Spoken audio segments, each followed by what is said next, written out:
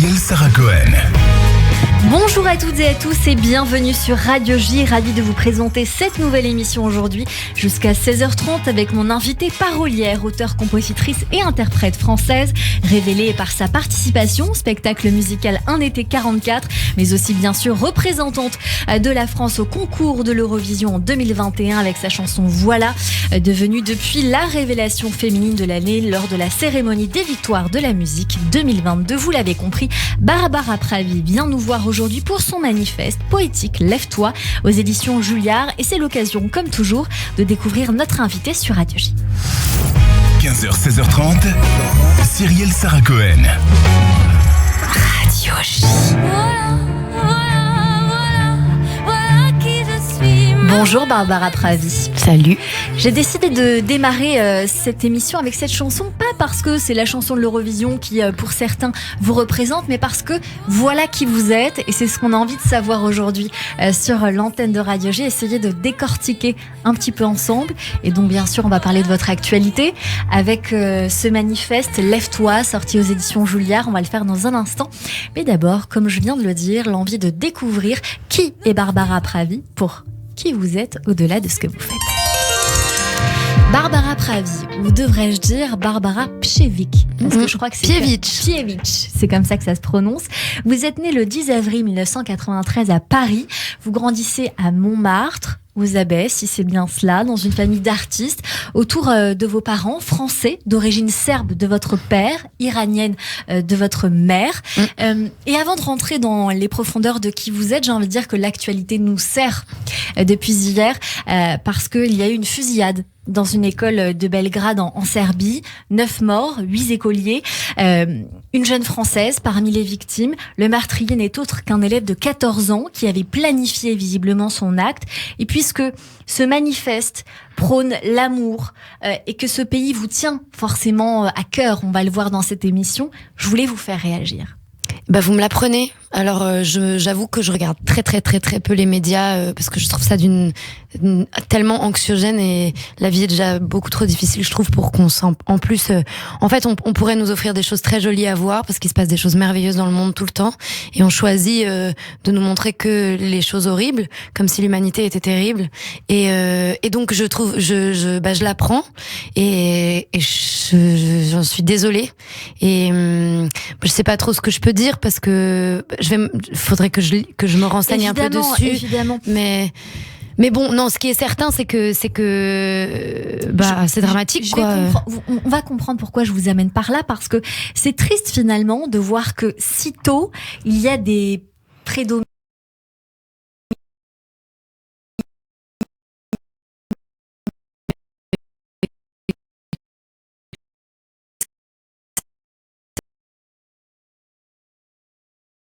qui avaient des problèmes psychiques aussi. Enfin, je veux dire, a priori, j'en sais rien. Justement, il faudrait que je me renseigne pour savoir. Mais non, en tout cas, ce qui est grave, à mon sens, c'est que ça se fait pas comme ça. C'est-à-dire que surtout, encore un adulte, c'est peut-être plus difficile de déceler des choses dangereuses chez un adulte parce que on a appris à masquer beaucoup.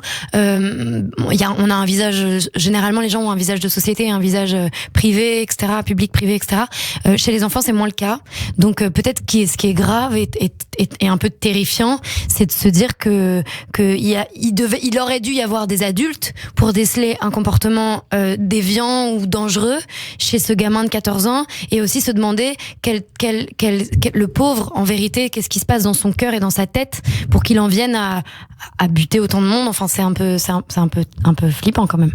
Quel genre d'enfance vous avez eu, vous, Barbara? Alors, je n'ai tué personne, a priori. Non, on parle de l'enfance. Non, j'étais une enfant très en colère, mais j'étais très joyeuse et très révoltée à la fois. Voilà. Pourquoi? Je sais pas, je pense que je comprenais pas trop le monde dans lequel j'évoluais, j'étais pas d'accord avec les règles, il y a beaucoup de choses que je trouvais injustes, beaucoup de choses que j'arrivais pas à comprendre de liens entre les choses et les gens que j'arrivais pas à comprendre. Et en fait, moi, on me dit, tu dois aller tout droit, c'est comme ça. Le c'est comme ça, je m'en contentais pas du tout.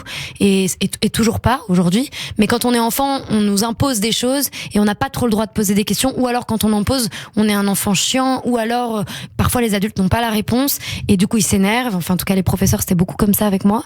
Et du coup, j'étais vraiment un peu... j'étais un peu anti-adulte, quoi. On va écouter une chanson qui s'appelle Deda, sur l'antenne, qui parle, Deda, ça veut dire grand-père en serbe. Quelle est l'histoire de votre famille à qui vous avez consacré cette chanson-là, que je trouve merveilleuse d'ailleurs? Merci. Du coup, Deda, c'est une chanson qui parle de mon grand-père et il va avoir 90 ans cette année. On a 60 ans d'écart. Et vous êtes proches? On est hyper proches. Il m'a offert pour mes 30 ans, il m'a offert un olivier centenaire, enfin un olivier de 90 ans en fait, exactement de son âge, et que je l'ai planté dans mon jardin.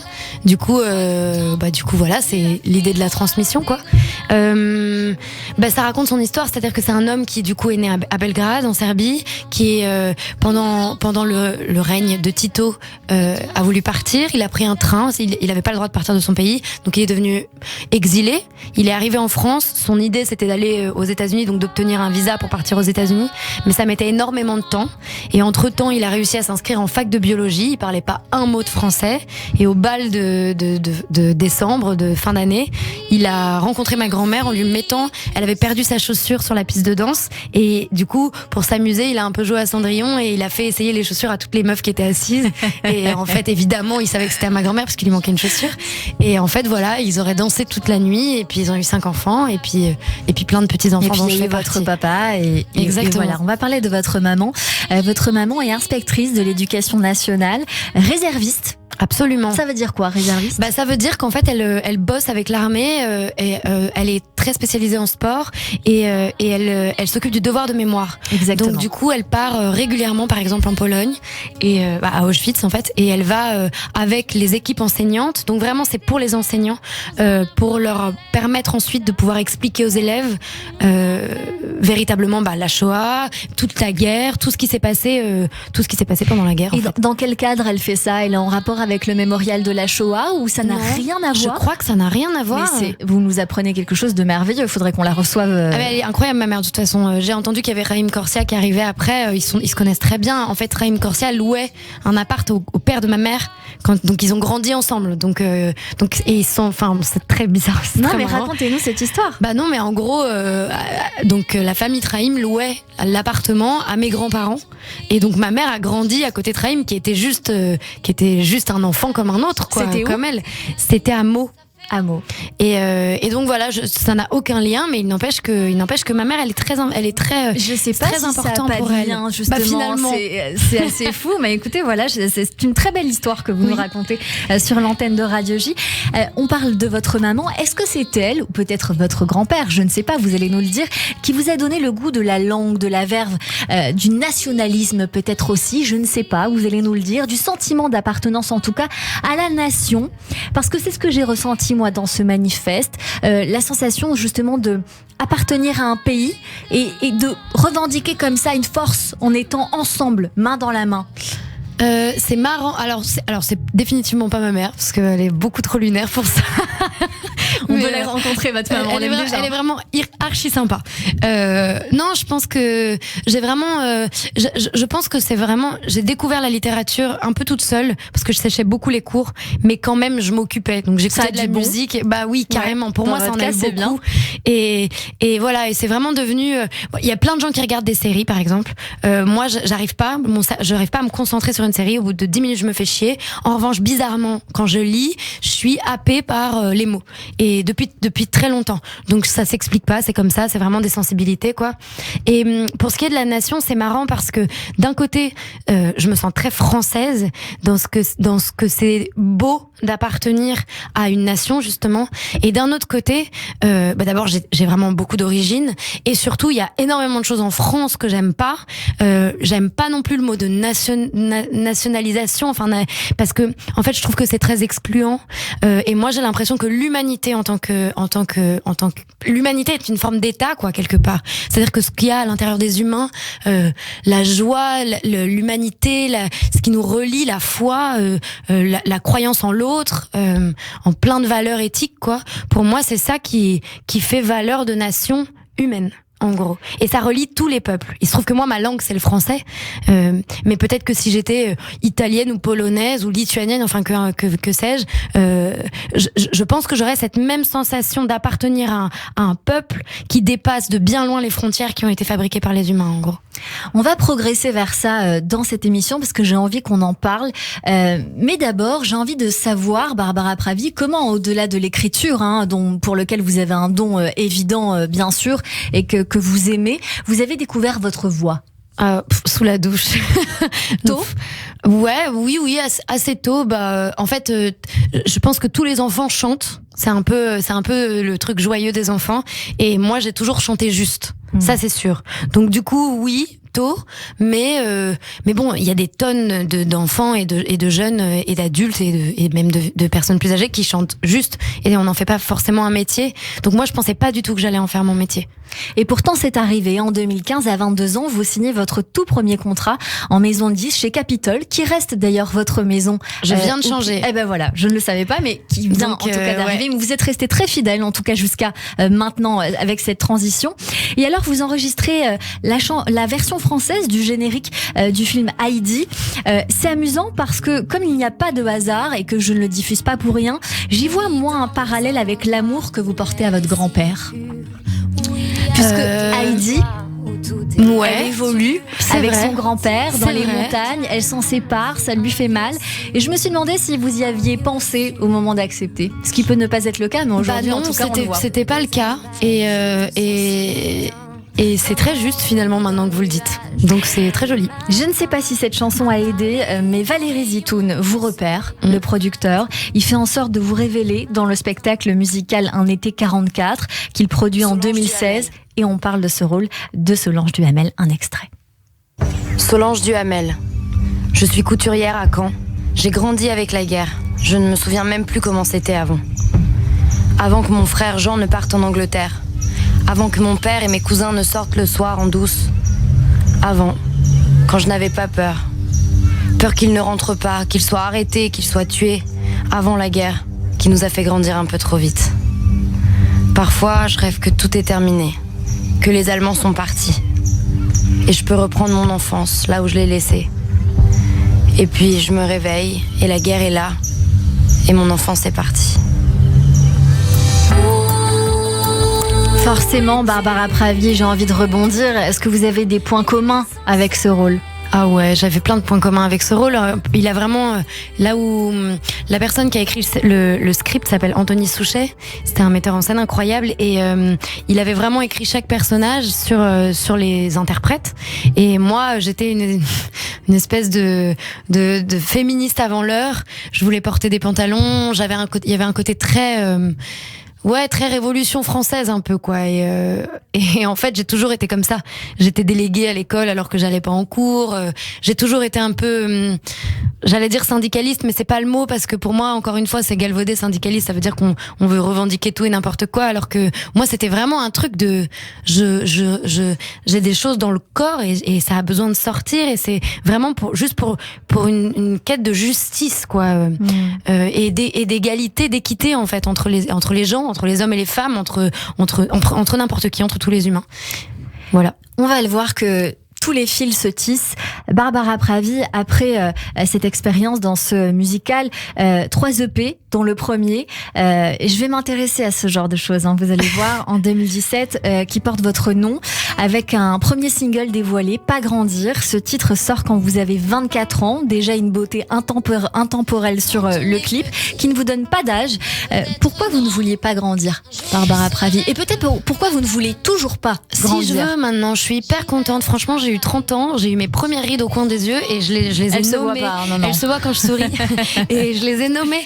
Non, je suis très contente de grandir, au contraire. Mais c'est vrai qu'à cette époque-là, je pense que j'étais encore beaucoup dans l'enfance dans ma tête, beaucoup plus qu'aujourd'hui. Et du coup, c'était vraiment c'était compliqué pour moi d'affronter le monde, quoi. Le monde des adultes, entre millions de guillemets. C'est ça, parce que vous chantez les phrases suivantes, je cite, et puis on apprend que les choses ont un prix. C'est pas devant les écrans que l'on apprend la vie. Je vois bien que quand on est une femme, il faut tout accepter, obéir à plus fort que soi et tout encaisser.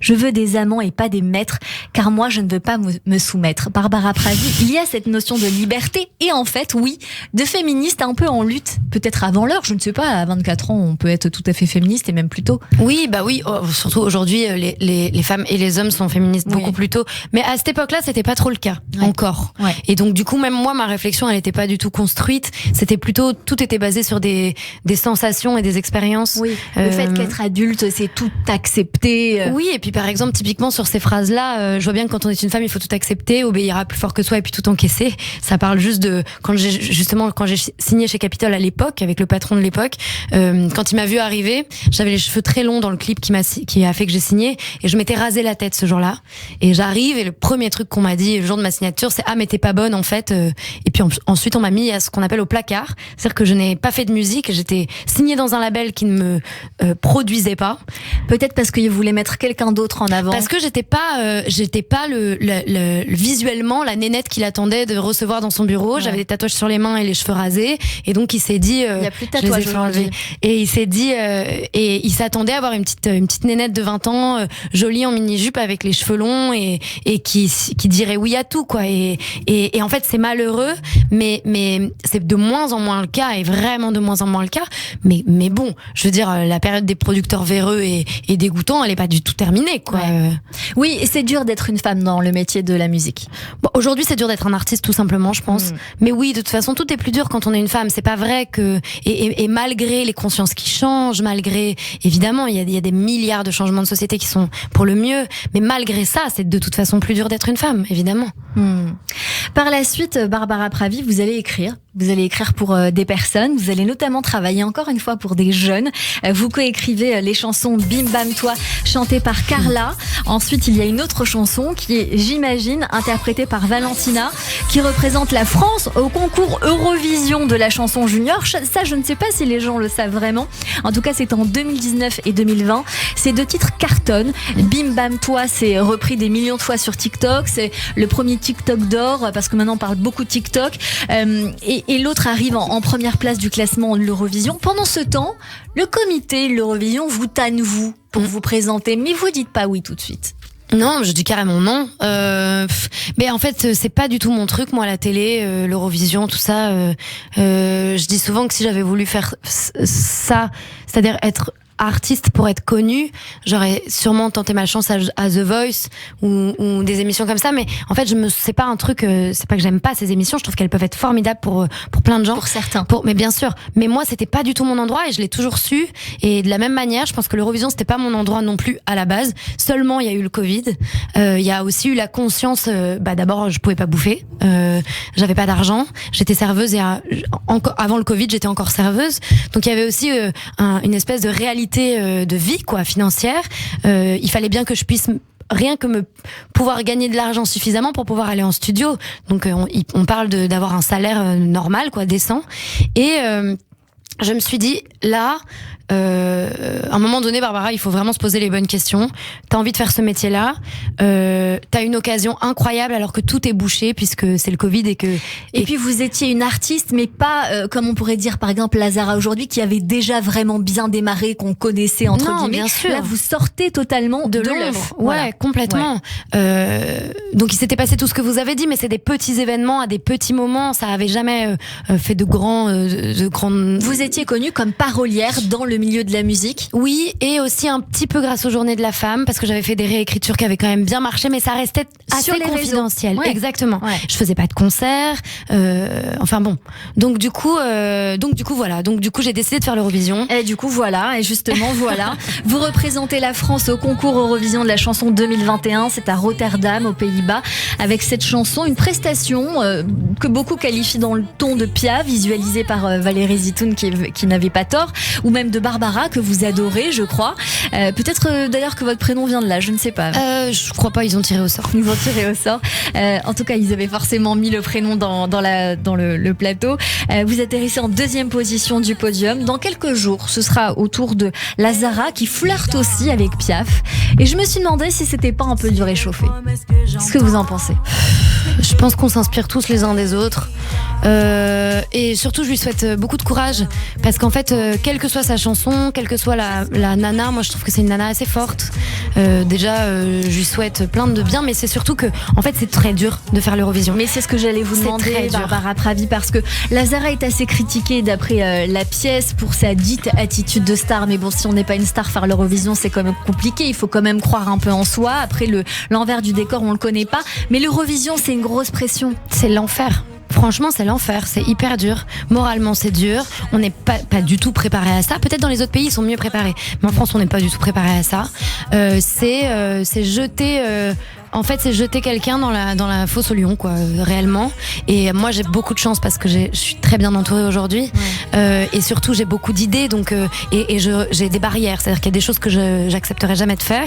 Donc, en fait, c'était clair. Et j'ai menacé plusieurs fois, d'ailleurs, de quitter l'aventure si le concours. Bien sûr, si on ne respectait pas mon intégrité, en fait. Et c'est hyper dur. Ouais, parce que au-dessus de vous, on vous met la pression tout le temps, constamment. Tout le temps. Donc, ça peut s'expliquer finalement ce qui se passe en ce moment pour Lazara, si cette pression est trop forte, le fait que finalement elle dise à bout d'un moment mais non, évidemment, mais c'est ingrat. Moi je me souviens le jour même de l'Eurovision, donc d'abord on est constamment filmé, le jour même je veux aller aux toilettes, il y a un journaliste qui a poussé la porte des toilettes pour rentrer avec moi. J'ai dû lui foutre un coup de pied en lui disant mais dégagez, non mais vous délirez. Donc c'est vraiment c'est Zarbi, quoi. C'est un peu, enfin voilà, c'est de l'entertainment au sens pur. C'est un Big Brother is watching you. Mais pour de vrai, quoi. Donc c'est très spécial et c'est dur de garder la foi, quoi. Franchement, c'est dur. Moi, je me demandais. Après, en plus, moi, c'était en plein Covid, donc on était enfermés dans une chambre d'hôtel, même pas le droit de sortir, on était pucés et tout. Je me demandais tous les jours ce que je foutais là, quoi. Et pourtant, j'étais à la fois extrêmement heureuse et extrêmement consciente de ce que j'allais faire. Je le faisais pour les gens, en fait. Je le faisais pour le public, pour tous les techniciens que j'ai rencontrés là-bas, qui étaient des gens formidables, pour toute l'humanité que j'ai trouvée là-bas. En revanche, le concept même, c'est dingo. Vraiment, c'est chaud. Vraiment. La presse avait été dure avec vous aussi? Non, moi ils avaient été super, mais moi je m'entends très bien avec. J'adore ça. Déjà, c'est vraiment marrant pour moi. C'est trop cool, quoi. C'est comme aller boire un café avec des copains. Donc du coup, moi j'avais eu de la chance, mais en même temps, moi je jouais pas de jeu, tu vois. Lazara, elle a choisi ça d'être un personnage, mais en fait. C'est son choix, c'est vous-même. Ouais, absolument. Mais ça, c'est des trucs c'est-à-dire qu'il n'y a pas de bien ou de moins bien. Stromae est un personnage, par exemple. Chacun a son univers. On est bien d'accord. Barbara Pravi. Une dernière question par rapport à l'Eurovision. On va progresser lentement, mais sûrement, comme je l'ai dit tout à l'heure. Est-ce que vous croyez à la réussite de Lazara à l'Eurovision? Ouais, franchement, je lui souhaite. Ça peut changer la vie et ça va lui donner surtout une liberté. Moi, c'est ça que je suis allée chercher en faisant l'Eurovision, c'est d'avoir une liberté, une légitimité. Et donc, je lui souhaite que ça lui apporte ça, parce qu'en fait, c'est ce qu'il y a de plus important en tant que femme artiste tout court, c'est trop important. Mais vous étiez déjà libre, vous, Barbara Pravi? Je me battais pour l'être et je forçais les autres à me laisser ma liberté. Là, après l'Eurovision, j'ai eu moins besoin de forcer. C'est quand même vachement cool. Restez avec nous, on continue cette émission avec Barbara Pravi pour son manifeste Lève-toi. On en parle bien sûr longuement dans un instant, sorti aux éditions Julliard. On poursuit également cette émission avec nos chroniqueurs qui nous rejoignent pour découvrir les goûts culturels de notre invité. Mais tout de suite, le rappel des titres. 15h, 16h30, Cyrielle Sarah Cohen. Radio J.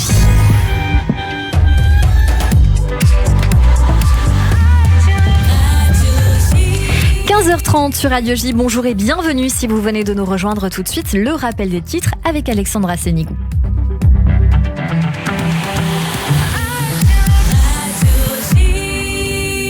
Rebonjour Alexandra. Rebonjour Cyrielle, à la une de l'actualité en France, l'Assemblée nationale a finalement rejeté ce matin le projet de résolution déposé en avril pour assimiler Israël à un état d'apartheid à une très large majorité, 71 voix pour, 199 contre. L'initiative venait du groupe communiste, elle avait été co-signée par une quarantaine de députés de la NUPES.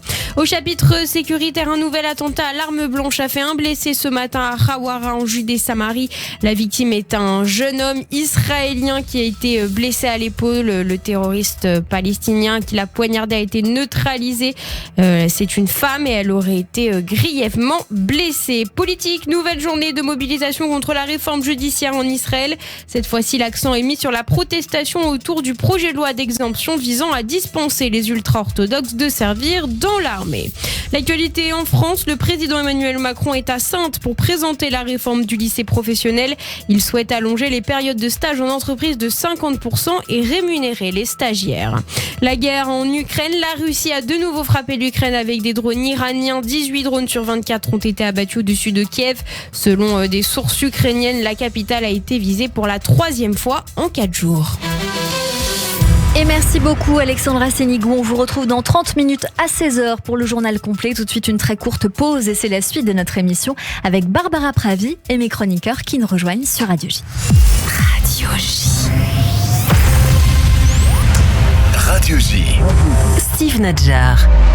Bonjour, c'est Steve Nadjar. Je vous attends tous les jeudis soirs à 21h sur Radio J pour Géopolitique le MAG. Avec Alexandre Adler et mes invités, nous commenterons l'actualité internationale pour vous aider à mieux comprendre les enjeux d'un monde qui bouge au Moyen-Orient. Mais pas seulement. Géopolitique le MAG, c'est tous les jeudis à 21h sur Radio J. Radio J. Jacques Fredge, directeur du Mémorial de la Shoah. Créé en avril 1943 dans la clandestinité, le mémorial joue aujourd'hui un rôle majeur dans la collecte, la préservation des archives de la Shoah et dans le travail d'éducation auprès des jeunes générations. Pour préserver l'histoire de l'oubli et des tentatives de falsification, pour éclairer le présent contre les conséquences du racisme et de l'antisémitisme dans l'histoire, pour construire l'avenir, nous avons besoin de vous. Faites un don, merci. 75% de votre don est déductible de votre IFI. Pour plus d'informations, mémorialdelashoah.org. Alexis Lacroix, directeur de la publication Actualité Juive Hebdo. Cette semaine, notre dossier spécial, Montrer Israël, vaincre les clichés. L'État juif expliqué aux élus français à la suite de la convention du consistoire. Ils reviennent sous le charme d'Israël. Un entretien avec le président du consistoire, Elie Korchia, les analyses de Jonathan Arfi, Anne-Sophie Sebon-Bekash, Arié Bonsemoun. Retrouvez chaque semaine Actualité Juive sur abonnement et en digital sur actualitéjuive.com. Actualité Juive, l'hebdomadaire incontournable de la communauté. Le nouveau magazine Les Dossiers de Chronique Criminelle. Bonjour, c'est Jacques Pradel. Pourquoi des gens ordinaires commettent-ils parfois l'impensable ? Avec ce nouveau magazine, je vous emmène au cœur des plus grandes enquêtes. Récits, décryptages, témoignages. La découverte de la vérité ne tient parfois qu'à un fil. Le nouveau magazine Les Dossiers de Chronique Criminelle chez votre marchand de journaux. Radio J. Radio J. Radio J. Radio J. 15h, 16h30. Cyrielle Sarah Cohen. De retour sur l'antenne de Radio J, merci de nous rejoindre jusqu'à 16h30 avec notre invitée Barbara Pravi pour son manifeste Lève-toi aux éditions Julliard. On va en parler dans un instant, mais dans la progression de votre carrière, Barbara, en 2020, vous sortez un EP qui s'appelle Reviens pour l'hiver et il y a une saga qui se poursuit. J'aimerais qu'on s'y penche en 2021 avec Les Prières. C'est un EP qui se poursuit avec Les Prières Racines qui invite d'autres artistes et puis un troisième EP, Les Prières Guérir. Cette année, est-ce que vous pouvez nous expliquer ce projet ? Oui, parce que je sens que c'est un projet de cœur. Ouais, c'est trop bien. Enfin, je m'amuse vachement à le faire en tout cas. C'est parti du confinement où j'étais à la campagne et j'étais toute seule et donc le monde était à l'arrêt et je me suis dit comment je vais faire pour continuer de faire de la musique sans dépendre des autres puisque moi j'ai l'habitude de composer et d'écrire avec d'autres gens, j'adore ça et donc je me suis vachement confrontée à moi et à ce que j'étais capable de faire seule et c'est comme ça que sont nées les premières prières et ensuite du coup j'ai adoré faire ça, c'est vraiment mon espace de liberté, je peux en faire. Le deuxième EP est arrivé avant l'Eurovision ou après ? Le deuxième juste après. Juste après. Et le troisième là, il y a quelques mois. Ouais. Voilà. On est en train d'écouter un titre, Prière pour soi. Est-ce que vous priez beaucoup, Barbara Pravi ? Beaucoup. Mais bon, après, c'est des trucs très perso, donc, je veux dire, c'est un chemin entre soi et soi, quoi. Donc, Mais vous êtes croyante ? Je suis très croyante et je suis très connectée, quoi. Enfin, c'est important pour moi, en tout cas, ça me guide. On va comprendre assez bien les périodes de votre vie. Un premier album, récemment qui s'appelle On n'enferme pas les oiseaux. Récemment, c'était il y a 2 ans maintenant. Il y a 2 ans, c'est vrai. C'était en 2021. J'ai l'impression qu'il est tout récent. Moi, je sais pas pourquoi. À l'image de Voilà, que vous avez coécrit avec Iggy, vous assurez évidemment l'écriture de tous vos textes, en grande partie autobiographiques. Et j'aimerais revenir sur une autre chanson qui s'appelle Cher. C'est une chanson sur l'avortement. Vous l'avez dit dans la presse. Vous y avez été confronté. De but en blanc et au regard de votre histoire, et parce que j'essaye de faire des parallèles entre chaque chose et tisser une toile, est-ce que vous avez décidé aussi de sortir une chanson sur ce thème, et est-ce aussi parce que cette éducation en France, cette autorisation qu'on a, qui n'est pas autorisée partout, qui ne l'est pas par exemple en Iran, où c'est aussi vos origines justement, est-ce que le fait de l'affronter, de l'assumer dans une chanson comme celle-ci, un peu en porte-voix, vous le faites parce que vous n'auriez pas pu le faire si vous étiez dans un autre pays, et c'est vos origines? Ça, c'est ce qu'on se dit après, mais sur le moment, c'est ce que je me dis maintenant, même au moment où c'est sorti il y a 3 ou 4 ans, je me disais pas du tout ça. Moi, à la base, en tout cas, quand je fais ce genre de chansons-là, qui sont des témoignages, c'est vraiment parce que c'est à la base pour moi. C'est-à-dire que moi, cette chanson m'a vraiment aidé à guérir, et je me suis rendu compte après, parce que je l'ai quand même beaucoup chantée sur scène, de l'impact qu'elle avait à chaque fois que je l'ai chantée, 120 fois, ça me faisait le même effet, et ça fait le même effet aux gens qui l'entendent. Donc il y a quelque chose de vraiment, c'est de la catharsis en fait, pour les gens et pour moi. Donc c'est vraiment dingue.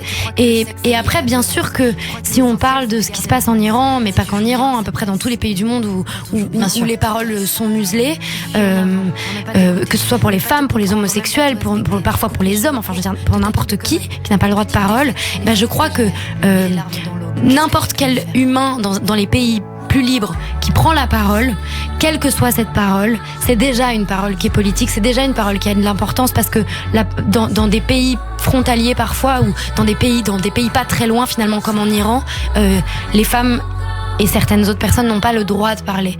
Donc c'est politique, quoi, vraiment. Moi, j'ai lu ce manifeste Lève-toi, je vous avoue que j'ai beaucoup pensé à l'Iran. Je ne sais pas pourquoi, mais vous allez me dire si c'est moi qui me trompe ou si c'était en toile de fond, en vous ou pas. Mais il y a eu, Lève-toi foule. Lève-toi fou. Je l'ai eu au moment de ce texte. J'ai pensé il m'est arrivé au moment de la guerre en Ukraine.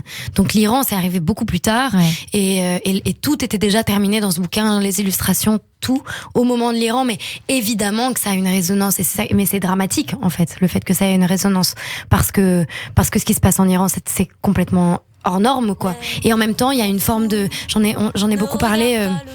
Parce que j'ai chanté pour au Châtelet et au Trianon pour l'Iran justement.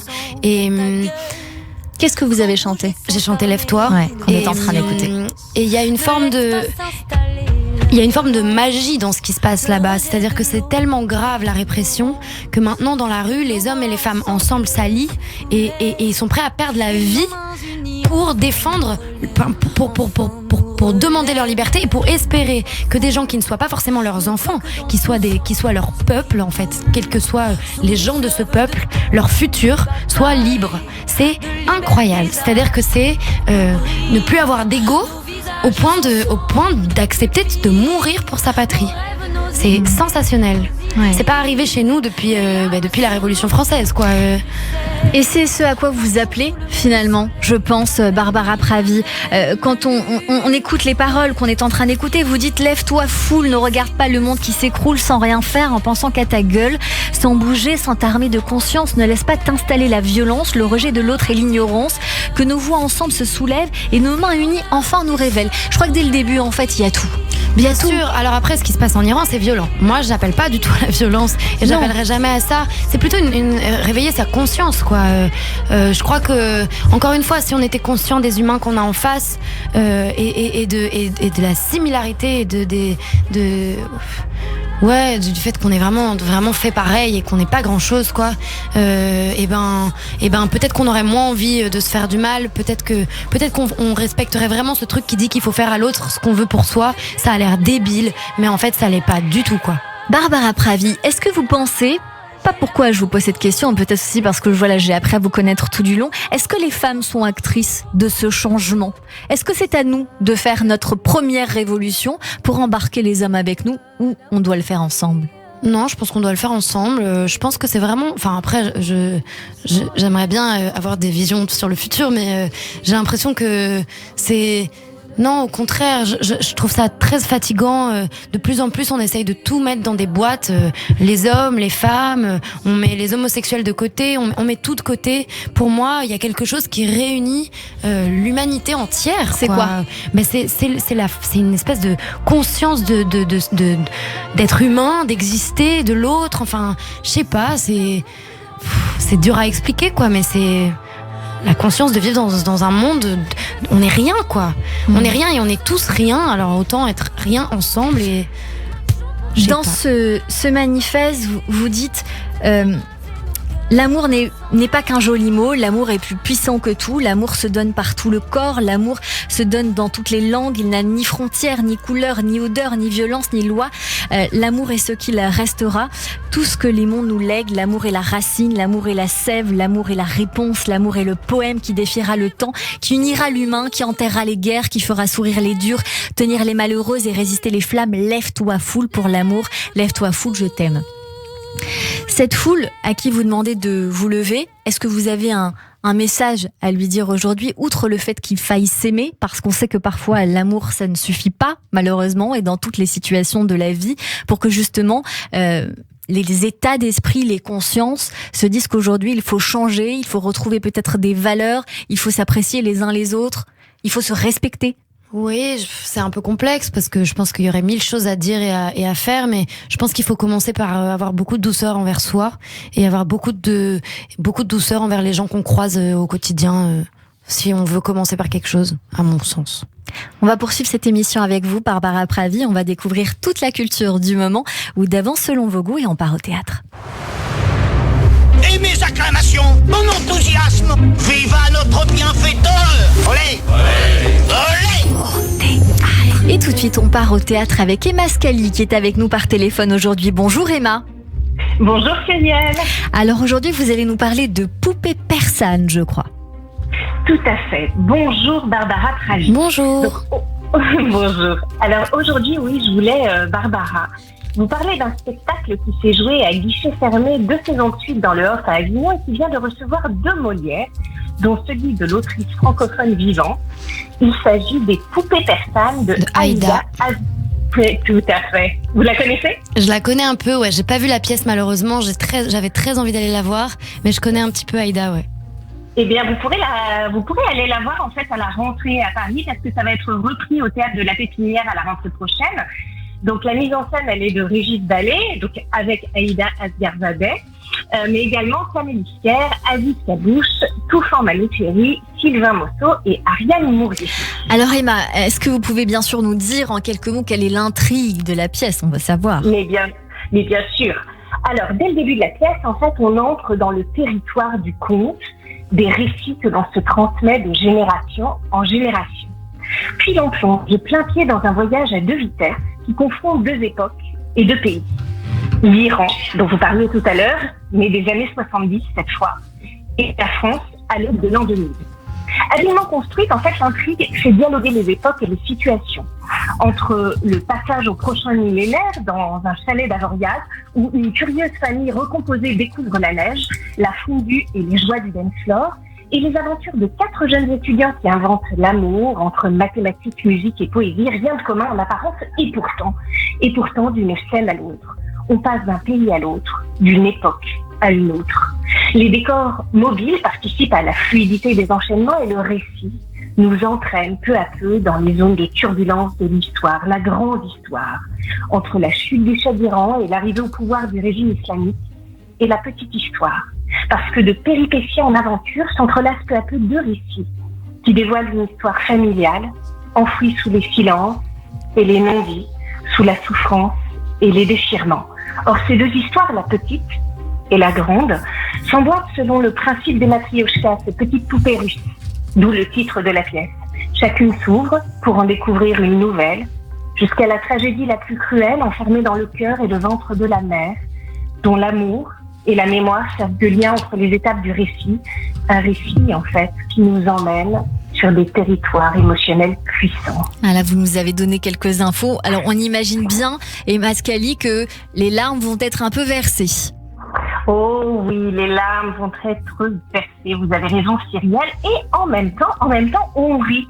On rit aussi devant nombre de scènes qui sont très très drôles et qui sont nées sous la plume pleine de vie d'Aïda, dont on parlait tout à l'heure, une plume qui est trempée dans un passé familial douloureux, mais qui est rehaussée d'humour, de vitalité et de l'ardeur qu'elle a à créer des histoires qui prennent au trip, en fait, en mêlant romantisme et épopée. Tout ce que je dirais, tous l'ont déjà conté, dit Ferdowsi, qui est un texte dans le Chalamet, le livre des rois qui recueille les contes de la mythologie iranienne pour retracer l'histoire de la Perse. En fait, l'autrice des Poupées persanes fait de même. Elle narre la colère, la lutte, la défaite, l'exil, les amours perdus et retrouvés, ainsi que l'universel d'une souffrance partout reconduite et jamais tarie. Mais elle le dit avec une originalité dramaturgique et une émotion qui sont remarquables. En fait, ce spectacle, il est déchirant, mais c'est un spectacle de la vie, des vies qui basculent au gré des bouleversements politiques ou des révolutions intérieures, mais de la vie quand même. La pièce évite les écueils du pathos, elle offre par la comédie des respirations qui sont indispensables au bon déroulement de l'action et du drame.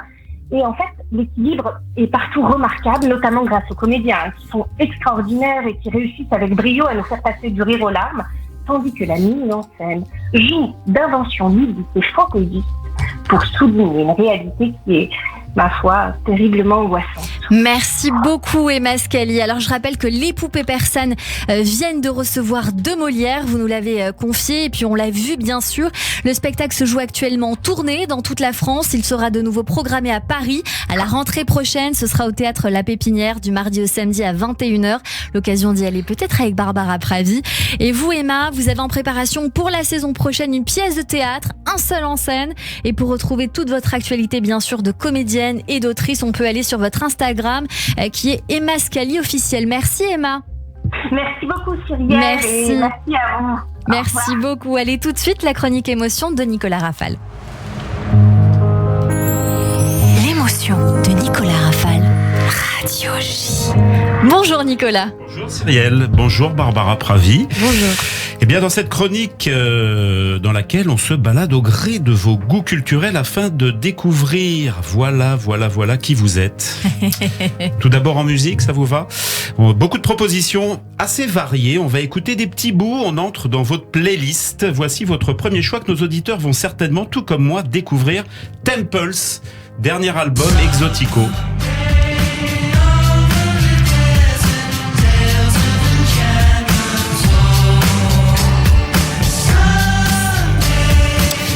Quatrième album de ce groupe anglais, groupe de rock psychédélique indépendant britannique formé en 2012, qualifié par Noel Gallagher d'Oasis, c'est pas rien, de meilleur groupe au Royaume-Uni. James Edward Bagshaw et Thomas Edison Wormsley. Il faut noter que c'est un groupe produit par un certain Sean Lennon. Ça me dit quelque chose. Deuxième choix musical, Nicolas. Alors oui, comme on picore aujourd'hui les choix musicaux de Barbara Pravi, voici Oiseau de Bertrand Belin. Ah, incroyable. Je survolerai les villes, je survolerai les campagnes, les parkings. Bertrand Belin, auteur, compositeur, interprète, 53 ans, pas très connu du grand public, dont les influences vont de Gainsbourg à Gérard Manset en passant par Bachung peut-être, c'est vrai que il y a un petit truc, c'est vrai. Il y a un gros truc, moi je trouve. Et qui essaye dans son travail de réduire le nombre de mots pour ne finir qu'à ne mettre plus que les essentiels. Folk gracieuse, nourrie des longues balades belles et pluvieuses du bord de mer vers Quiberon, un artiste qui cisèle les mots et que vous nous faites découvrir, j'imagine, pour une grande partie d'entre nous. Un dernier tour dans votre playlist Barbara Pravi, Nicolas. On y va. Homme de Colline Rio, c'est parti. Eh ben oui, Benjamin, il a dit... On va le diffuser. De toute façon, c'est court aujourd'hui. On a le temps, c'est des passages, des parties assez courtes. Parlez-nous de Colline Rio, une artiste que vous aimez beaucoup. Je l'aime beaucoup. Alors, cette chanson est magnifique et tout son disque est magnifique et c'est une fille très touchante. Je sais pas ce qu'elle a. À chaque fois que j'entends sa voix, j'ai envie de chialer. Elle a une émotion, mais très très à vif et je me demande comment elle fait pour vivre dans ce monde. Et la dernière fois que je l'ai eu au téléphone, que je lui ai dit que j'étais dans mon potager, elle m'a dit tu sais ce que j'ai fait aujourd'hui, je suis allée voir des chèvres parce que j'avais besoin de caresser de la nature. Elle a bien Sauf qu'elle habite à Paris, donc elle a dû, je sais pas où elle a trouvé des chèvres, mais bref, c'est une fille géniale, son album est sensationnel et je vous recommande d'aller la voir en concert. Elle a fait quelques-unes de mes premières parties, elle est géniale. Colline Rio avec Homme, elle vient de Nantes, elle a comme influence Barbara, normal, le classique, venant de Nantes évidemment, Gainsbourg, Higelin. Est-ce qu'on écoute juste 5 secondes de Colline Rio, on a le temps ou pas? S'il vous plaît. Juste 5 secondes, on a mis le feu en régie là. Homme, tu es piégé par le diktat d'une même pensée. Voilà, vous aurez le temps de découvrir des chansons à texte vraiment très très bien ficelées, je trouve. Côté livre, les goûts de Barbara. Alors, vos deux choix, m'enchantent. En musique, avec deux autrices de livres, vous allez comprendre dans un petit instant pourquoi. Pull Marine, j'ai touché le fond de la piscine, d'Adjani en fond sonore, avec le premier d'entre vos deux choix, Non, N-O-M, de Constance Debré, paru chez Flammarion. Constance Debré... Et il y aura après La chair est triste d'Ovidie. Parlons d'abord de Non, paru l'année dernière chez Flammarion, autrice impeccable et fille charmante. Je la connais bien puisque je l'ai rencontrée une fois. Évidemment, Debré, un nom de l'histoire de la politique française, petite fille de Michel, ancien Premier ministre du général de Gaulle, nièce de Jean-Louis et de Bernard, ancien ministre, fille enfin de François, journaliste, et de Maïlis, mannequin. Peut-on échapper à son patronyme, à son patrimoine, à son enfance, aux appartements bourgeois et aux incessants rappels de l'hérédité? Le style de Constance Debré est comme son physique. Cette ancienne avocate, grande de taille, est aussi émaciée que son style est essoré de toute mélancolie, presque de toute tendresse. Elle quitte mari, boulot, argent, cheveux. Elle a une boule presque à zéro et tout le tintouin. Elle réussit tout de même à voir son fils de temps à autre pour vivre d'amour et de rencontres féminines dans des petits apparts que ses amis lui prêtent. Elle va nager tous les jours, on arrive à la chanson d'Adjani, pour se laver de cette vie, ce passé qui lui colle au basque, et elle aligne les longueurs comme les romans. C'est pur, net, précis, sans affect débordant, un style qu'on pourrait qualifier de sec, mais qui vous brasse le cœur. L'écriture de Constance Debré, c'est du chlore jeté dans l'eau croupie de l'existence. Constance Debré s'interroge, sur ce nom qui lui a longtemps collé à la peau. Vous, Barbara, nom de famille Pravi, parent d'origine serbe et iranienne, nom de famille Pievitch, dérivé de Prava, signifiant authentique, Pravda en russe, la vérité, l'origine et la résonance des noms ne doit pas vous laisser insensible. Non, c'est sûr, et puis non, mais c'est vraiment une écriture très très très particulière. J'avais pas lu un truc comme ça depuis longtemps. Elle a sorti un nouveau bouquin qui s'appelle Offense, et j'aimerais bien le lire, je l'ai pas lu encore, donc lisons-le. C'est l'occasion de tenter. Et donc un deuxième livre qui vous a plu, dont on connaît l'engagement et le souci du droit des femmes, c'est vous, Barbara Pravi, et donc ce livre, La chair est triste, hélas. Oui, La chair est triste, hélas, et j'ai lu tous les livres. Fuir, là-bas fuir, je sens que des oiseaux sont ivres. Les vers de Mallarmé dans Brise Marine, bien sûr, et c'est le titre de ce livre d'Ovidie paru chez Julliard dans la collection Fauteuse de troubles, éditrice Vanessa Springora. Vous vous souvenez de son livre Le consentement, dans lequel elle racontait l'histoire de ses 14 ans et de ses relations avec Gabriel Matzneff. Dans ce livre d'Ovidie, il n'est pas question de fuir, mais plutôt d'arrêter. Grève de la sexualité, 4 années, ras-le-bol, nourri de colère, mais aussi et surtout d'humour. Mais pas de leçon, aucun manifeste, juste un récit, une expérience intime. Qu'est-ce qu'être une femme aujourd'hui en 2023 dans les rapports qu'elles entretiennent à la sexualité?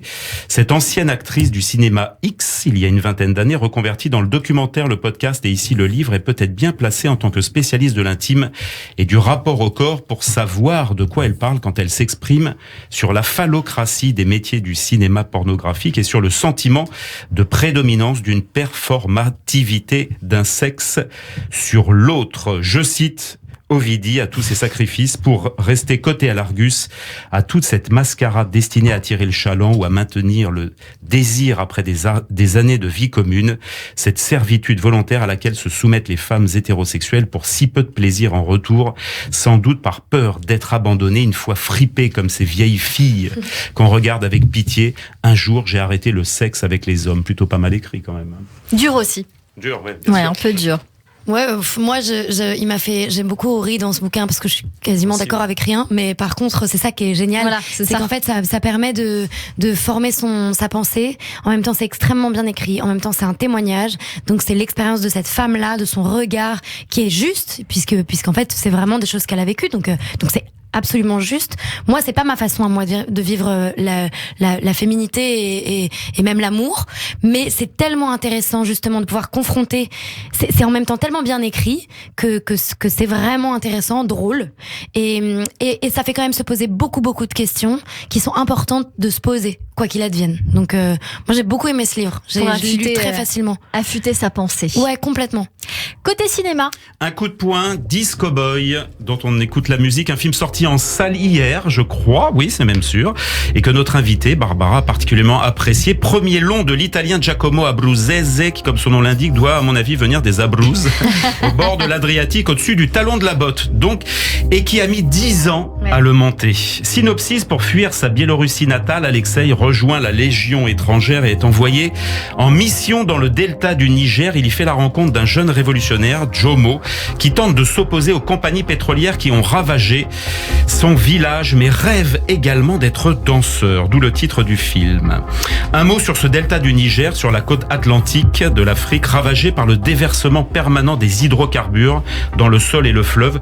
Plus aucun poisson dans le lac, une mainmise des compagnies pétrolières qui forent tout du long. Il n'y a plus aucune place disponible jusqu'à 1500 mètres en dessous du sol dans le détroit, où la presque seule activité pour les pêcheurs consiste à pêcher du sable pour 3 € le bateau rempli, pour le revendre ensuite aux entreprises de construction, et où les gangs font régner la terreur en kidnappant les salariés de Total et de Shell en demandant des rançons. Bref, un endroit où il ne fait pas bon vivre. On appelle cela la malédiction de l'or noir. Film au climat de guerre, sorte d'état du monde peu reluisant, colonialisme économique, visuellement somptueux, musique hypnotique qu'on entend en fond sonore, la danse, l'expression des corps sont peut-être, quand le monde vacille, le seul point de convergence, de partage.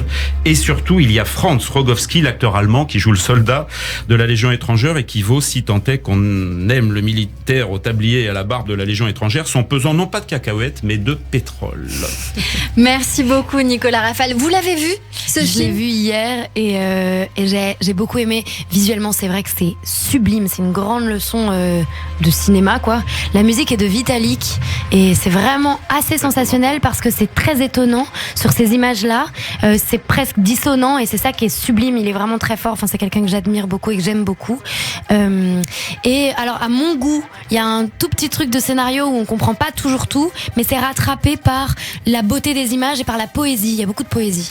Allez voir ce film au cinéma en ce moment, Disco Boy, disponible depuis hier. Vous restez encore avec nous sur Radio J. Dans un instant, on poursuit cette émission avec le coup de fourchette de Sam Bérébi, la séquence tac au tac évidemment, le coup de cœur du jour aujourd'hui qui a des points communs avec notre invité. On a choisi quelqu'un sur mesure et puis notre experte Judith Cohen-Solal pour le portrait évidemment, mais tout de suite le journal dans un instant. Radio J. 15h, 16h30, Cyrielle Sarah Cohen.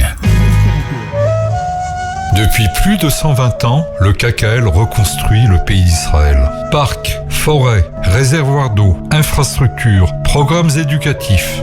En léguant tout ou partie de votre patrimoine, vous participerez au projet sioniste et laisserez votre empreinte en terre d'Israël.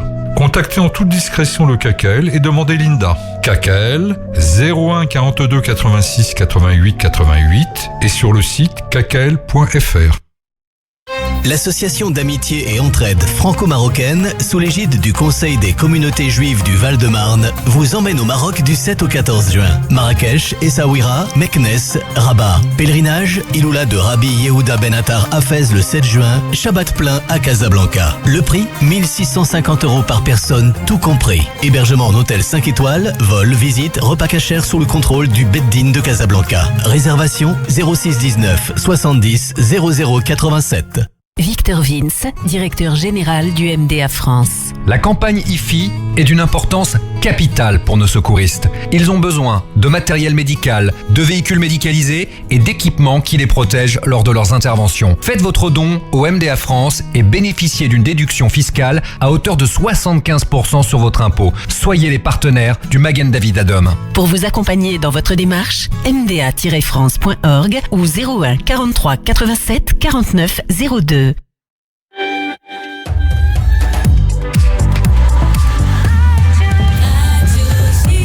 Il est 16h sur Radio J. Bonjour et bienvenue. Tout de suite, le journal de l'information avec Alexandra Sénégo.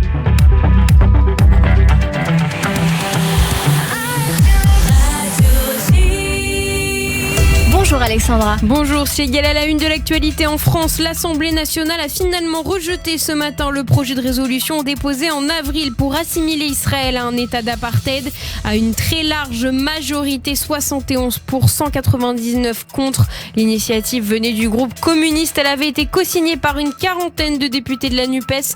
La députée Renaissance Aurore Berger s'est farouchement opposée à ce projet de loi dans une prise de parole devant l'hémicycle ce matin. Pourquoi une telle obsession? Pourquoi toujours Israël? Pourquoi pas la Chine? Pourquoi pas la situation des Ouïghours? Pourquoi pas la Syrie? Pourquoi pas le Yémen? Pourquoi pas l'Iran? Pourquoi sur plus de 200 États, encore et toujours Israël? Alors oui, nous sommes clairs. Oui à une solution à 2 États souverains et démocratiques. Oui à la sécurité de l'État d'Israël. Oui à l'amitié entre nos 2 pays et nos 2 peuples. La députée Renaissance Aurore Berger. En Israël, un nouvel attentat à l'arme blanche a fait un blessé ce matin à Hawara en Judée-Samarie. La victime est un jeune homme israélien qui a été blessé à l'épaule. La terroriste palestinienne qui l'a poignardé a été neutralisée. Une attaque qui est survenue quelques heures après que les forces de sécurité israéliennes aient abattu les terroristes responsables de la mort de la famille dite tuée dans la vallée du Jourdain le mois dernier. Au gouvernement, on veut aussi frapper fort contre le terrorisme. Le ministre des Finances Bezalel Smotrich a décidé de saisir des taxes de l'autorité palestinienne pour les transférer aux victimes du terrorisme. Un montant de 3,2 millions de shekels des fonds destinés au départ à l'autorité palestinienne seront finalement envoyés à des familles de victimes du terrorisme. Au chapitre politique, nouvelle journée de mobilisation contre la réforme judiciaire en Israël. Cette fois-ci, l'accent est mis sur la protestation autour du projet de loi visant à dispenser les ultra-orthodoxes de servir dans l'armée. Et des manifestations ont eu lieu devant la résidence du président à Jérusalem ainsi qu'au domicile des ministres et d'un grand rabbin ultra-orthodoxe à Bnei Brak. Plusieurs manifestants ont d'ailleurs déjà été arrêtés à Tel Aviv et Haïfa. Diplomatie, le ministre de la Défense Yoav Gallant est en visite en Grèce. Il a confié à son homologue grec que l'Iran a assez d'uranium pour fabriquer 5 bombes nucléaires. Yoav Gallant qui a ajouté qu'Israël ne permettra pas à l'Iran de poursuivre ses tentatives de construction d'un bastion en Syrie. L'actualité en France, le président Emmanuel Macron est à Saintes pour présenter la réforme du lycée professionnel. Le courant a d'ailleurs été coupé dans l'établissement où il s'est rendu, coupure revendiquée par la CGT Enedis. Mais un groupe électrogène a finalement pris le relais pour sonoriser son discours ce midi. Emmanuel Macron qui souhaite allonger les périodes de stage en entreprise et de 50% et rémunérer les stagiaires. Le président de la République, Emmanuel Macron. Les élèves seront d'autant plus motivés qu'ils auront une indemnité de stage progressive. Et je crois que c'est assez juste et que c'est cohérent et que ça valorise aussi pour les élèves et leurs familles cet engagement. 50 € par semaine en première année de CAP et de seconde, 75 € par semaine en deuxième année de CAP et en première, et 100 € par semaine en terminale. Et cette indemnité de stage, c'est à la fois une mesure de justice et de mérite. Le président de la République, Emmanuel Macron. On termine ce journal avec un mot de la guerre en Ukraine. La Russie a de nouveau frappé l'Ukraine avec des drones iraniens. 18 drones sur 24 ont été abattus au-dessus de Kiev. Selon des sources ukrainiennes, la capitale a été visée pour la 3e fois en seulement 4 jours.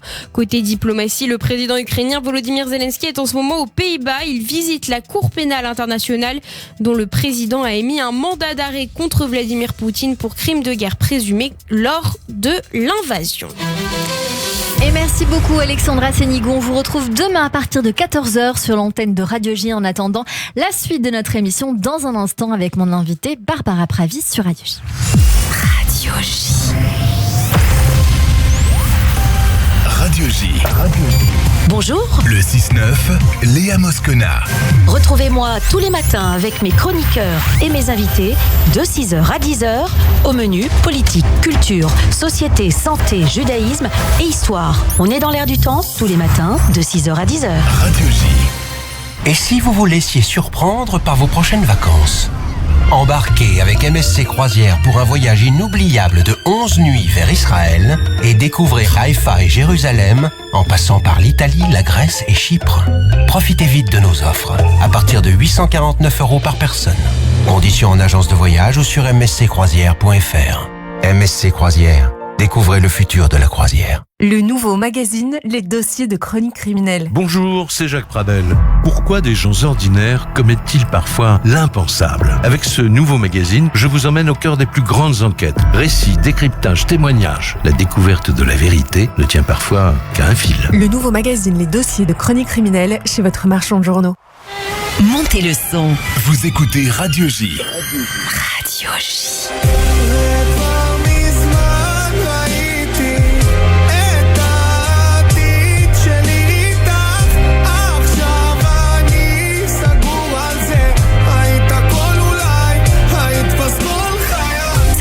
C'est uniquement sur Radio J.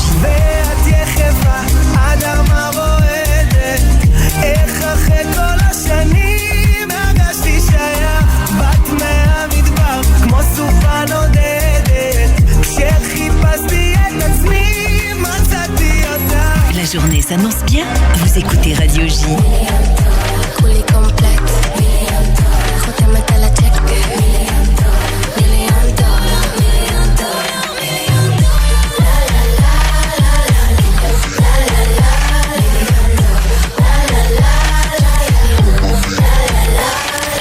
Radio J. Radio J. Radio J. Radio J. Radio J. 15h, 16h30. Cyrielle Sarah Cohen. De retour sur l'antenne de Radio J. Merci de nous rejoindre si c'est le cas. Il fait chaud, oui, on est bien d'accord. Il fait très chaud dans ce studio. Merci beaucoup de votre fidélité avec notre invitée aujourd'hui, Barbara Pravi, pour son manifeste Lève-toi aux éditions Julliard. Sans plus tarder, vous vous faites croquer par Sam Bérébis sur Radio J. C'est pas grosse. C'est fin, c'est très fin, ça se mange sans fin. Je suis dilatée. Radio J. Radio J. Le coup de fourchette. Bonjour Sam. Bonjour Cyrielle. Bonjour Barbara. Ça va ? Oui, et toi ? Je suis un peu impressionné là. Mais je vois, t'as l'air d'être je suis pas là.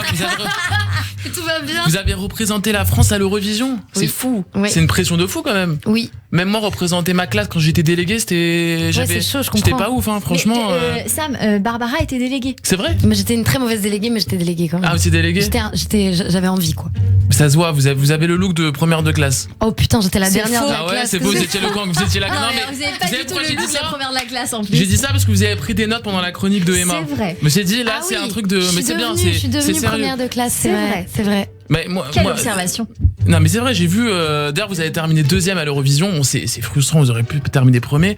Mais moi les premiers je les ai jamais aimés. Donc les premiers de la classe, pareil. C'est toujours les deuxièmes. Vous êtes d'accord ou pas ? Je suis d'accord. Moi dans mon cœur vous êtes première en tout cas. Merci. Les premiers de la classe, je me rappelle à l'école toujours t'arrives, il fait beau, t'es content et là c'est tantôt une voix au fond de la classe. Monsieur, il y avait contrôle aujourd'hui non ? Je l'ai la première de la classe tout le temps. Et pour apprendre ses cours elle fait des fiches et elle stabilote ses cours, elle fait un code couleur. Elle a même une façon de manger particulière. Généralement, la première de la classe, elle a une banane. Elle prend un morceau de la banane et elle referme la banane. Toujours la première de la classe. Et votre père. Votre père, ah voilà, ça c'est ça votre père. Pourquoi il fait ça je vais lui poser la question. C'est pour recycler, c'est pour que ça tienne beaucoup, c'est pour que ça tienne beaucoup de temps. Mais j'ai pas compris. Ils font ça même avec les bonbons, ils prennent un bout de bonbon et ils referment le. Ah, ça, non. Et les premiers de la classe, on peut même les voir pendant le Covid. Enfin, même là maintenant, ils gardent toujours le masque. Ils s'obstinent à garder le masque. Il y a pas pourquoi. Il fait 30 degrés, il y a personne autour d'eux, non. Ils veulent garder le masque. Ils sont dans la loi. Donc vous, cancre alors. Grave. Bon. Alors je me suis trompé. Je sais que le premier concert que vous avez été dans votre vie, vous avez menti à vos parents pour y aller, c'est ça ? Oui, mais je mentais beaucoup à mes parents, donc. C'était quel concert Jason Mraz. Mais oui. Ouais. Vous savez que je suis dans la pub. C'est pas vrai. Je vous jure. Ah bon? Ouais. Il y avait la pub Jason Mraz et en sortie de concert, il y avait toutes les caméras et j'avais dit ce qu'il fallait et puis on m'a rappelé, on m'a dit bon bah c'est bon, vous passez. Donc je suis dans la pub Jason Mraz. On aura l'occasion peut-être de le diffuser. Donc vous avez menti. Moi en fait je mens beaucoup à mes parents aussi parce que je suis étudiant en pharmacie et à côté je fais des sketchs. Donc je mens, je dis que je vais dans des comédie clubs, en fait je suis en pharmacie. Le problème c'est que je m'emmène les pinceaux complètement. Je te jure. Des fois je serre un mec, des fois j'arrive dans la pharmacie, je fais par applaudissement qui a déjà eu le Covid. Je te jure. Des fois je serre quelqu'un. Je dis merci beaucoup tout le monde, c'est tout pour moi, faites du bruit pour Géraldine, la préparatrice, elle est là pour vous. Non, c'est compliqué, je m'emmène les pinceaux, c'est pas facile. Alors qui dit coup de fourchette dit plat. Sandwich aux fraises. C'est quoi le sandwich aux fraises pour vous? C'est dégueu. Et c'est quoi alors pour les auditeurs? C'est quoi l'histoire du sandwich aux fraises? À l'Eurovision, on n'a pas le temps de déjeuner. Et tous les jours, on nous demande ce qu'on veut manger. Et il n'y a pas beaucoup de choix. Donc en fait, c'est sandwich ou pizza. Et du coup, un jour, j'ai demandé un sandwich pour le lendemain. Et j'ai dit, si jamais vous trouvez des fraises, je suis chaude, un petit dessert, quoi. Et en fait, les pauvres, ils ont rien compris. Et ils ont dû remuer ciel et terre. Non. J'arrive dans ma loge et il y avait un sandwich avec des fraises à l'intérieur, mais hyper bien présenté avec du sucre glace et tout. Et je me dis, ils ont dû se dire caprice de star, quoi. Mais ils ont dû se dire caprice de star. Ils ont dû se dire, cette meuf est folle. Et en plus, spécial. Ils ont voulu faire le truc bien. Donc moi, j'ai explosé de rire. Évidemment, j'ai pas mangé. C'est horrible. Vous auriez pu manger que les fraises. C'était bon au moins ou pas le... Non, ça n'a. C'est vraiment. On en mangera la prochaine fois. Il y a du sucre glace, non, dedans? Il y avait du sucre glace par-dessus. Non, mais n'importe quoi. J'ai lu aussi que vous étiez serveuse de Trianon et qu'un jour vous regardiez la scène, vous avez dit un jour peut-être que je jouerai là-bas. C'est vrai, mais moi j'étais serveur en face de l'Olympia. J'ai dit peut-être un jour je jouerai là-bas. Bah oui. Pour l'instant j'ai joué à la taverne de l'Olympia. C'est un bar en face. Je connais très bien, c'est là où on va après. C'est là où on va, voilà, vous connaissez. Donc on peut finir cette chronique sur ça. Bah oui. Il faut rêver, croire en ses rêves et je crois que vous êtes l'illustration parfaite. Voilà, et tu vas faire l'Olympia. Ah bah c'est gentil alors. Et vous le ferez ensemble. Merci beaucoup Sam Bérébi. On vous retrouve sur votre compte Instagram Sam Bérébi avec un Y et dans plusieurs comédie clubs et puis la semaine prochaine sur Radio J. Ouais, on se voit lundi d'ailleurs. Ouais, on se voit lundi. À lundi. Radio J. 15h, 16h30. Cyrielle Sarah Cohen. Tout de suite, on va passer avec vous à la séquence tac au tac. Barbara Praville, principe est simple. 10 questions, 10 réponses courtes en 2-3 mots. On y va? C'est parti. La recette de l'amour, Barbara Praville, qu'est-ce que c'est? Simplicité, honnêteté et courage. Le ou les sujets qui vous préoccupent le plus en ce moment? Mon père qui vieillit. Ça me saoule. Si vous pouviez changer de peau, vous seriez qui ou quoi? Personne. Vous seriez vous. Quel est le plus beau compliment qu'on puisse vous faire? Franchement, je sais pas. Qu'est-ce que vous avez fait de plus fou pour quelqu'un? Ça fait longtemps que j'ai pas fait un truc fou pour quelqu'un, je crois. Et pour vous-même alors? Bah même pour moi-même, je crois que ça fait longtemps que j'ai pas fait un truc fou tout court, donc je pourrais répondre à cette question la prochaine fois. Avec grand plaisir. La plus belle qualité humaine pour vous, qu'est-ce que c'est? La gentillesse. Vos 3 grands plaisirs dans la vie? Jardiner. Ouais. Planter des trucs. Un potager. Ah, j'ai un petit potager, je l'adore. Donc planter des petites salades, leur donner des noms et voir mes amis. Et un troisième? Et un troisième, manger, dormir. Manger, ça va très bien. Votre surnom, il y en a un? Babou ou Barbiche. Votre philosophie de vie? Je crois que j'en ai pas, mais je suis quelqu'un de très simple en fait. C'est être simple. Votre prochain rêve à accomplir? Faire du cinéma. Le dernier mot, la dernière phrase que vous aimeriez prononcer? Avant de mourir? Bisous, c'était cool. Ah, c'était cool. Eh ben oui, on continue, c'est cool. Et on a un coup de cœur pour vous aujourd'hui sur Radio J. 15h, 16h30. Cyrielle Sarah Cohen. Radio J.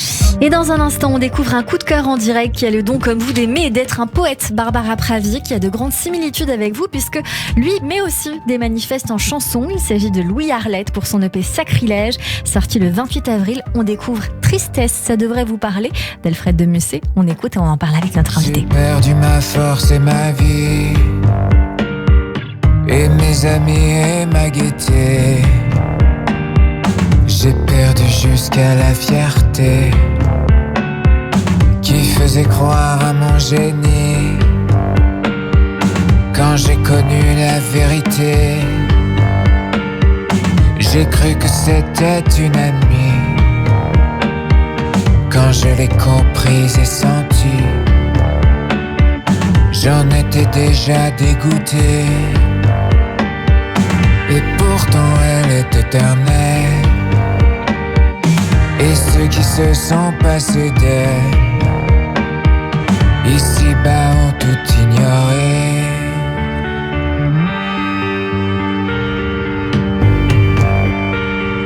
Dieu parle, il faut qu'on lui réponde. Le seul bien qui me reste au monde est d'avoir quelquefois pleuré.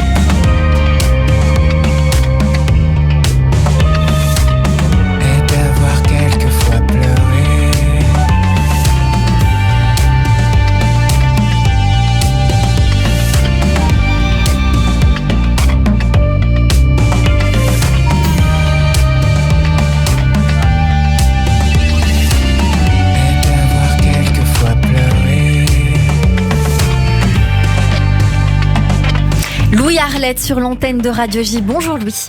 Bonjour. Merci beaucoup d'être mon invité aujourd'hui. Alors pourquoi le risque et pourquoi l'envie de prendre ce poème et puis ces poèmes, puisque c'est un EP qui constitue 5 poèmes que vous avez décidé de revisiter. C'est un petit EP, 5 titres. 5 titres. Cet EP s'appelle Sacrilège, il est sorti le 28 avril. Comment vous est venue l'idée de mettre ces poèmes en chanson ? C'est un petit peu imposé à moi. En fait, ça, au départ, c'était un jeu complètement sacrilège, justement, puisque c'était via les réseaux. Et je cherchais un moyen d'utiliser les réseaux d'une façon qui soit agréable et un petit peu originale et en même temps qui permette d'enclencher un processus. Là, on vient d'entendre Tristesse, d'Alfred de Musset. Il y a d'autres poètes que vous avez décidé de mettre en musique aussi. Qui ? Alors dans l'EP, il y en a beaucoup que j'aurais voulu mettre en musique, mais pour l'instant c'est François Villon, c'est Ronsard, Baudelaire, Musset et Gérard de Nerval. Vous dites, je prends 5 poètes que j'adore et je les déshonore. J'ai trouvé ça très joli. Oui, ça c'est la phrase d'accroche justement de ce concept. Est-ce que vous les honorez pas plutôt ? Alors oui, justement, c'est là, c'est là c'est l'idée. Hein, on peut pas déshonorer ces poèmes. Évidemment. Vous avez un parcours assez intéressant. Vous êtes violoniste en orchestre de chambre, comme vous dites, à 20 ans, ingénieur du son, réalisateur à 22 ans pour notamment Carla Bruni. Et vous avez, c'est ça, hein, je suis pas à côté. Alors non, j'ai eu la chance de travailler avec elle, mais c'est plutôt anecdotique pour le coup. J'ai plutôt travaillé avec des groupes de pop French Touch comme Air par exemple, mais j'ai eu une excellente expérience avec Carla Bruni. Et vous avez aussi arrangé et mixé pour la mode des très très grandes marques qu'on peut pas forcément citer à part si on en donne 3, donc on va dire Chanel, Kenzo ou encore Alaya. Et puis là, voilà, vous avez décidé depuis quelque temps de vous consacrer à la musique, à votre propre musique. Vous avez fait d'autres EP juste avant ? J'en ai fait pas mal, ouais. J'ai fait quelques albums, quelques EP. C'est la première fois que je mets des poèmes en musique. Première fois que vous mettez des poèmes en musique. Il y a un prochain album qui se prépare, je crois. Est-ce que vous pouvez nous en dire un petit bout ? Eh ben, justement, cette EP, c'est une espèce d'enclenchement de processus, comme je disais, c'est un tremplin, donc c'est une introduction à cet album. C'est un teasing. Oui, on va dire ça comme ça, on va dire ça comme ça. Mais c'est en rapport avec la poésie en tout cas. En rapport avec la poésie. Donc vous restez dans ce style-là. Cette EP s'appelle Sacrilège. Il est sorti le 28 avril. On peut le retrouver sur tous les réseaux, sur les plateformes de streaming, j'imagine. Ce nouvel album que vous préparez devrait sortir, on vous le souhaite, début 2024. Mais merci beaucoup Louis Arlette. On vous retrouve sur les réseaux, j'imagine. Sur Instagram, sur Facebook. Toute la panoplie. Est-ce que vous avez une demande particulière éventuellement ? Est-ce que vous cherchez quelqu'un pour vous accompagner ? Est-ce que vous êtes en indé par exemple ? Ou est-ce que vous êtes produit ? Et éventuellement, si on peut vous donner un coup de pouce, nos auditeurs vous écoutent. C'est très gentil. Je voudrais citer alors un poète justement, mais un poète plutôt dans les arts visuels que j'adore, qui s'appelle Roland Topor et qui disait « Grâce à la création, je cherche des amis, je cherche des alliés. Alors on est toujours à la recherche d'amis et d'alliés. Voilà. Mais écoutez, je crois que vous avez quelqu'un à côté de vous qui a compris, en tout cas, qui s'appelle Barbara Pravi. Merci beaucoup, Louis Arlette, d'être venu nous voir, d'avoir été notre coup de cœur aujourd'hui. Et puis, je ne cesse de le dire, si vous aussi, vous voulez nous faire découvrir votre musique, votre univers ou un projet, écrivez-nous sur le site de Radio J ou même sur nos Instagram, le mien y compris, bien évidemment. Allez, tout de suite, le portrait de notre invité.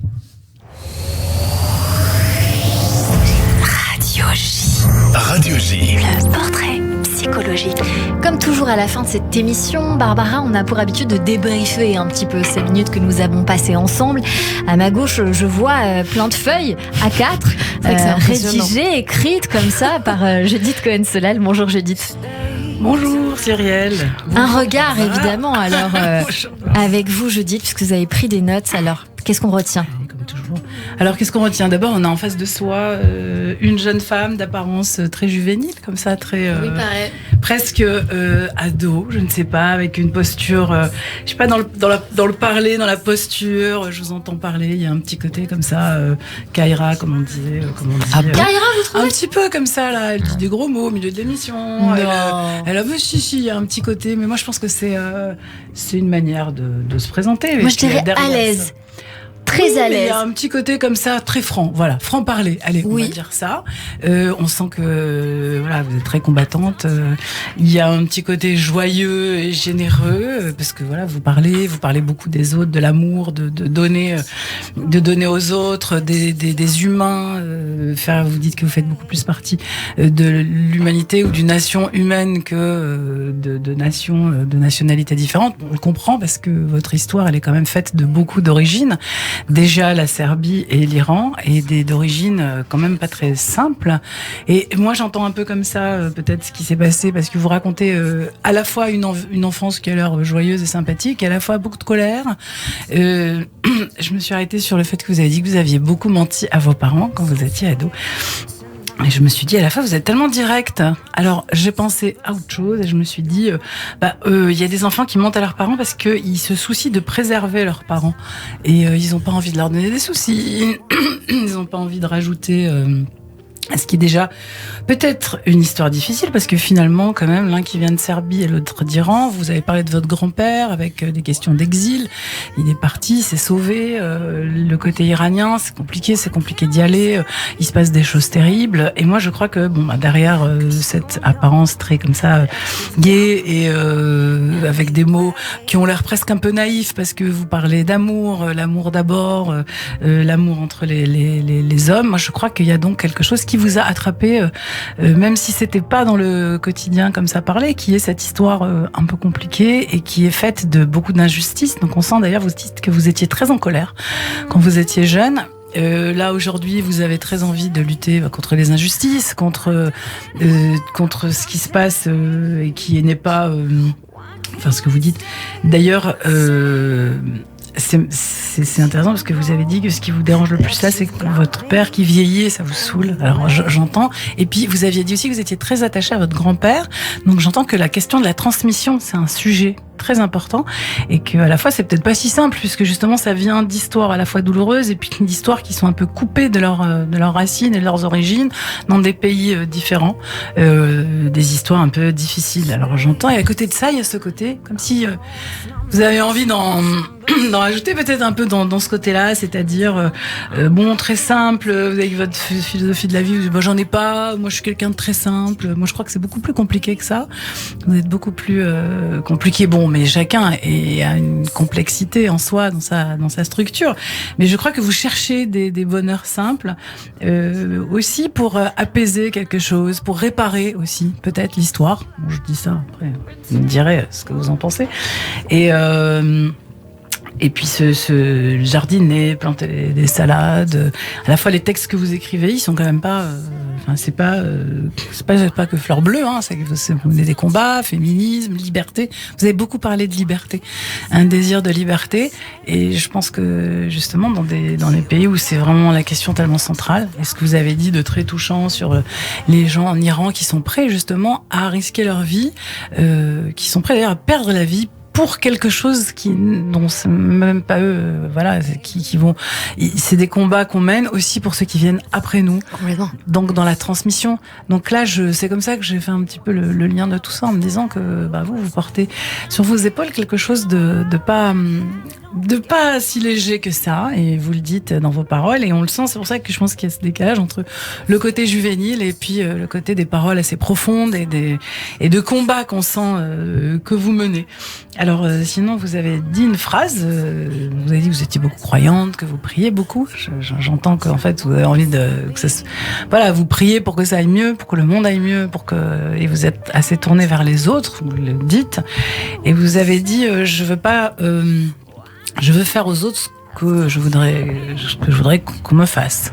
Et alors c'est intéressant parce qu'il y a une phrase très très importante dans le Talmud, dans l'étude juive, qui est dit, c'est une petite anecdote, c'est quelqu'un qui va voir, il y avait 2 rabbis à l'époque, on est loin du Talmud, il y en a un qui était très très strict et l'autre qui était quand même beaucoup plus ouvert, et il dit, voilà, je voudrais apprendre la Torah, donc en fait la Bible, l'Ancien Testament, sur un pied, comme ça là, qu'est-ce que vous pourriez me dire? Alors il y en a un qui lui dit, qui s'appelle Shammai, d'où vient le mot d'ailleurs chamailler en français, parce que lui il s'est rien passé. Et il dit non mais n'importe quoi, il va voir ailleurs. Donc il va voir Hillel, qui est donc celui sur lequel d'ailleurs les règles sont plutôt basées, puisque c'est celui qui est plus à l'écoute. Et Hillel lui dit, écoute, ne fais pas à l'autre ce que tu ne voudrais pas qu'on te fasse, et maintenant va et étudie. Donc voilà quelque chose qui était très en écho avec cet enseignement qui dit que s'il y avait juste une seule chose à savoir pourquoi il y a tellement de règles, des mitzvot, des commandements en pagaille, etc. Ça pourrait se résumer à ça. Si simplement chaque individu pouvait s'astreindre à ne pas faire à l'autre ce qu'il voudrait pas qu'on lui fasse, ça permettrait à tout le monde de vivre beaucoup mieux. Je trouve que ça me semble que ça vous va bien, c'est un enseignement que vous auriez pu dire. Merci. Voilà. Merci Judith Cohen-Solal, notre psychanalyste du jeudi sur l'antenne de Radio J. Merci beaucoup. Radio J. 15h, 16h30, Cyrielle Sarah Cohen. Lève-toi foule, ne regarde pas le monde. C'est la fin de cette émission avec vous, Barbara Pravi. Merci beaucoup. Merci. Merci 1000 fois d'avoir été avec nous. Je rappelle que vous êtes auteur de Lève-toi aux éditions Julliard, qui est un manifeste que nous entendons en musique là maintenant, mais que nous pouvons lire et prendre le temps de boire ces paroles très intelligentes, très instructives, qui nous donnent envie d'avancer main dans la main. Vous êtes quelqu'un d'authentique, Barbara Pravi. Moi, ça, c'est mon avis. En témoigne d'ailleurs votre nom d'artiste choisi, qui est un mot serbo-croate et qui veut dire justement que vous êtes authentique. Merci pour cet échange. Merci. À la réalisation audio et vidéo, Benjamin Arnaud et Clément aujourd'hui. Vous pouvez réécouter cette émission sur radioj.fr, YouTube, toutes les plateformes de streaming. Merci à Louis Arlette d'être venu nous voir, notre coup de cœur du jour que vous pouvez retrouver un peu partout. Merci à toutes et à tous de nous avoir suivis. Rendez-vous lundi 15h avec Georges Lang, la légende vivante de la musique d'RTL, et ce sera un grand plaisir pour moi de le recevoir. À lundi et belle journée à tous.